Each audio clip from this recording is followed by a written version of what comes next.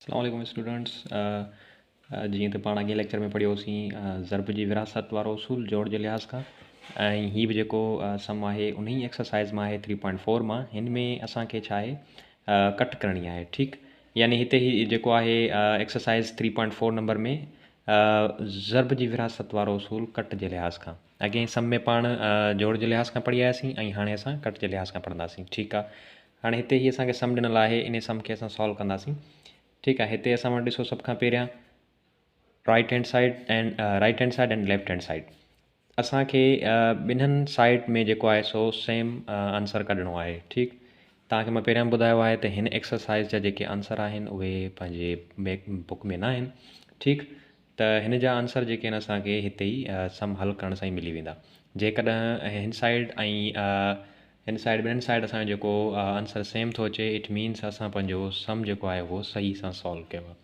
त हाणे सम खे सॉल्व था कयूं पाण ॾिसो त 1/2 हिते असां सभ खां पहिरियां छा कंदासीं ब्रैकेट छॾाईंदासीं हीअ सेम रखंदासीं 1/2 इंटू ब्रैकेट में ॾिसो हिते माइनस आहे तव्हां ऑलरेडी पढ़ी आया हो त जेकॾहिं माइनस या प्लस हूंदो त पाण हिन जी एलसीएम लहंदासीं चलो ठीकु आहे हाणे असां 3 ऐं 4 जी एलसीएम लहूं त ॾिसो 3 ऐं 4 ही 4 आहे ऐं ही 3 आहे इन्हनि ॿिन्हिनि खे तव्हां मल्टीप्लाई कंदो सिंपली तव्हांजी हिते ई एलसीएम निकिरी ईंदी पर जेकर तव्हां हू कढणु चाहियो त बि कढी सघो था त 3 4 जा हिते 12 एलसीएम निकिती ठीकु 4 जी टेबल हिन ते केतिरा दफ़ा लॻंदी 3 4 4 1 4 4 2 8 4 3 12 ठीकु आहे 3 टाइम लॻी उन खां पोइ असां छा कंदासीं हिन खे 3 खे मल्टीप्लाई कंदासीं 3 सां ठीकु आहे हे असांजो हिते पेयर ठाहे छॾियोसीं माइनस जी निशानी हिन जी 3 जी टेबल 12 ते केतिरा दफ़ा लॻंदी 4 टाइम 4 मल्टीप्लाई विद 2 ठीकु हे असां वटि हिते हिकिड़ो पेयर ठही वियो ठीकु आहे हाणे तव्हां हिन ॿिन्हिनि खे पाण में मल्टीप्लाई कंदो 3 3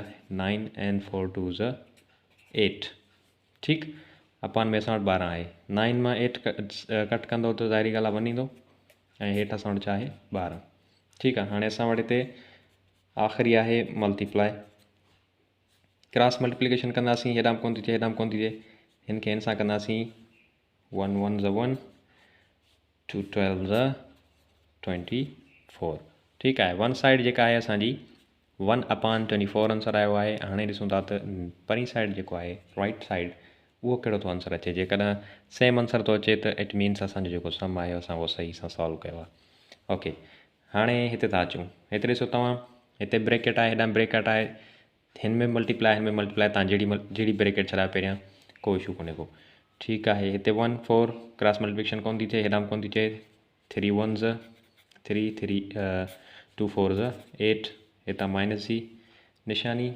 1 3 कोन थो थिए 2 1 2 एंड 2 1 2 1 1 1 एंड 3 1 3 ओके हाणे छा कंदो माइनस आहे त हिते असां 3 ऐं 8 ॿिन्हिनि जी जेका आहे असां एलसीएम कढंदासीं ठीकु आहे त 3 8 जी एलसीएम जेका निकिरंदी उहा 24 निकिरंदी ठीकु आहे हाणे 3 ऐं 8 जी तव्हां एलसीएम कढंदो त असां वटि एलसीएम जेका ईंदी उहा 24 ईंदी चलो 8 जी टेबल हिन ते पढ़ंदो 3 एज़ 24 3 टाइम टेबल लॻंदी 8 जी हिन ते उन खे मल्टीप्लाई कंदासीं मथे अंश सां जेको असांजो आहे 3 उन खां पोइ माइनस जी निशानी हिन जी 8 3 जेको आहे सो असां वटि थींदो 8 टाइम टेबल लॻंदी हिन जी उन खां पोइ 1 सां हिन खे मल्टीप्लाई कंदो ठीकु हाणे ही पाण में पई तव्हां मल्टीप्लाई कंदो 3 3 9 माइनस 8 1 8 हाणे हिते ॾिसो सेम 8 मां 9 कट कंदासीं असां वटि बचंदो 1 ऐं असां वटि हिते जेको आहे उहो आहे 24 ठीकु आहे त हीअ बि उन चैप्टर मां जेको आहे सो सम आहे सेम रूल अप्लाई कयोसीं जेको असां पहिरें लेक्चर खां अप्लाई कंदा था अचूं जेको मूं तव्हांखे ऑलरेडी ॿुधायो हुयो बोर्ड मास वारो रूल ठीकु आहे त हिन में पहिरियां हिकिड़ो सम सिखियोसीं जंहिंमें पाण प्लस पिया कयूं ऐं हिन में असां जेको आहे माइनस कयो आहे तव्हां ॾिसो राइट हैंड साइड ऐं लेफ्ट हैंड साइड ॿिन्हिनि साइड आंसर जेको आहे उहो असांजो सेम आयो आहे इट मीन्स असां जेको सम सॉल्व कयोसीं उहो असां बिल्कुलु सही तरीक़े सां सॉल्व कयो आहे ओके हाणे इन ई चैप्टर मां एक्सरसाइज़ नंबर 3.5 में ठीकु जिते लिखत में हिसाब असांखे ॾिनल आहिनि हाणे अक्सर छा थींदो आहे स्टूडेंट जेका आहे लिखत जे हिसाब में थोरो कंफ्यूज़ थी वेंदा आहिनि उहो इन जे करे उहो चवंदा आहिनि त हाणे हिते अलाए छा लिखियलु आहे अलाए कीअं करिणो आहे अलाए छा करिणो आहे त ॾिसो न तव्हां सभ खां पहिरियां हिते सम ॾिसो सही लिखियलु छा आहे उनखे पढ़ंदो पहिरियां हाणे हिते पाण वटि आहे त हिकु दरवाज़े जी ऊचाई 2 सॼा 3 भाङे 2 सॼा 2 भाङे 3 मीटर आहे ठीकु जंहिं मां हिकु भाङे 2 हिसो कटियो वियो। ॿुधायो त दरवाज़े जी केतिरी माप कटी।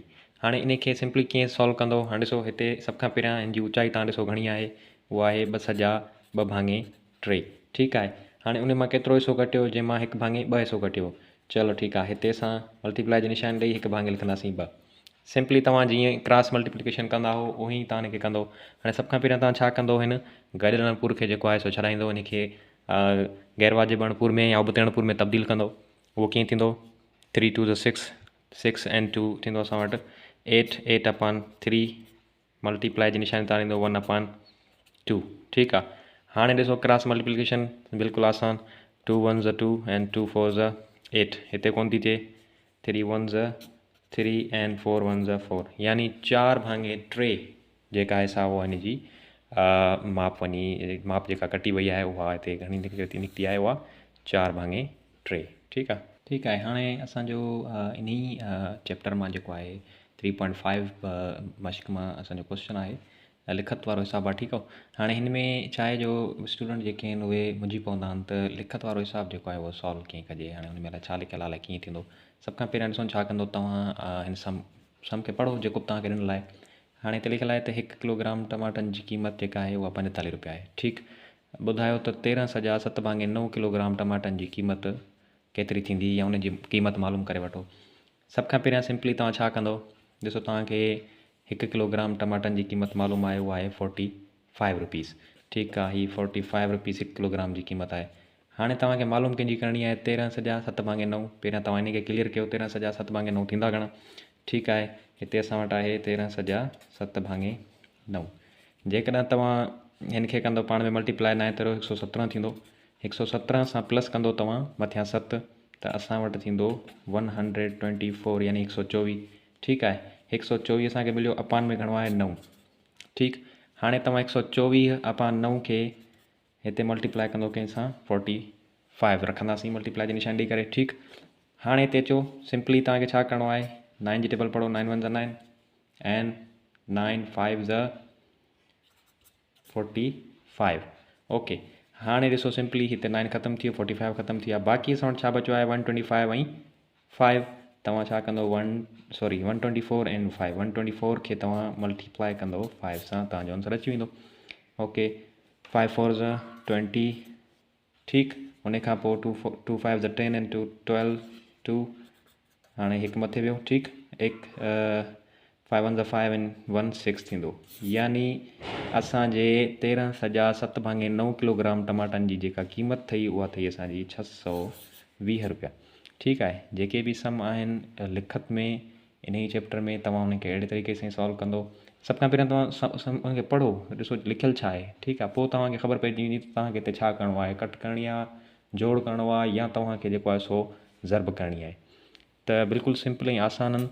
तव्हां हिननि खे थोरी प्रैक्टिस कंदो त तव्हांखे इहे शयूं सभु अची वेंदियूं। हाणे इन ई एक्सरसाइज़ मां ॿियो हिकिड़ो सुवालु आहे, तमामु इंट्रस्टिंग सुवालु आहे। अच्छा, हिते ॾिसो छा लिखियलु आहे, सूमर जे ॾींहुं 1 भाङे 10 शागिर्द केरु हाज़िर हुआ। ठीकु आहे। जेकॾहिं शागिर्दनि जो कुल तइदादु 50 आहे, ॿुधायो त कुल केतिरा शागिर्द हाज़िर हुआ।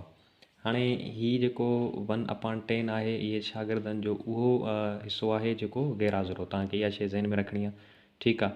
ॿी शइ हिन सुवाल में पुछा छा थो करे, ॿुधायो त कुल केतिरा शागिर्द हाज़िर हुआ, यानी हीअ तव्हांखे गैर हाज़िर स्टूडेंट्स माइनस करणा आहिनि कंहिंखां कुल स्टूडेंट्स मां। ठीकु आहे। हाणे इन खे कयूं था सॉल्व। हिते ॾिसो 1/10 आहे, हीअ 1/10। उन खां पोइ असां वटि छा आहे, 50 आहे। ठीकु। 50 आहे त इन जे हेठां असां हिकु कंसीडर कंदासीं। इहा अंडरस्टूड ॻाल्हि आहे, जॾहिं को बि वैल्यू अकेलो हुजे त पोइ उनखे असां हिते 1 ॾेई करे फ्रैक्शन पूरो कयोसीं। जेकॾहिं न बि ॾियूं त बि असांजो इहो सॉल्व थी सघे थो सम। ठीकु आहे। मिसाल असां हिन खे हिकु नथा ॾियूं त असां वटि आहे 1/10 into 50। सिंपली हिते ॾिसो 10 1s 10 and 10 5s 50। उन खां पोइ छा आहे, असां वटि हिते हिकु आहे ऐं हिते 5 आहिनि। हिते असां वटि जवाबु ईंदो 5। ठीकु आहे। 1/10 यानी 1 भाङे 10 जो जेको असां हिन 50 मां परसेंट कढियो आहे, यानी 1/10 जो हिसो जेको हिन असां 50 मां कढियो आहे उहो असां वटि आहे 5, यानी 5 शागिर्द गैर हाज़िर थिया।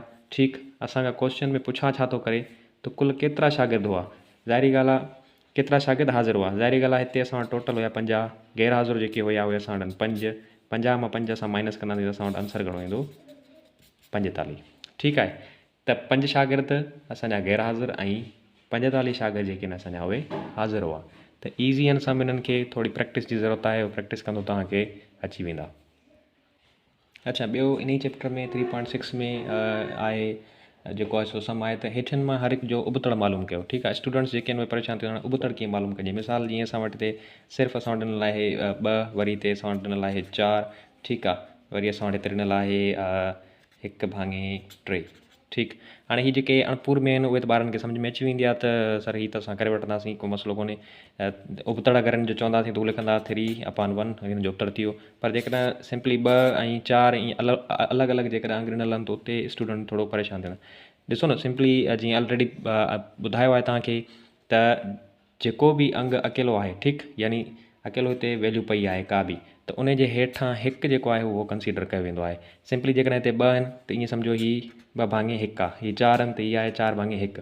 हाणे इन जो अगरि उबतड़ मालूम कयो वञे त ज़ाहिरी ॻाल्हि आहे 1/4 थींदो। अगरि हिन जो उबतड़ मालूम कयो वञे त 1/2 थींदो।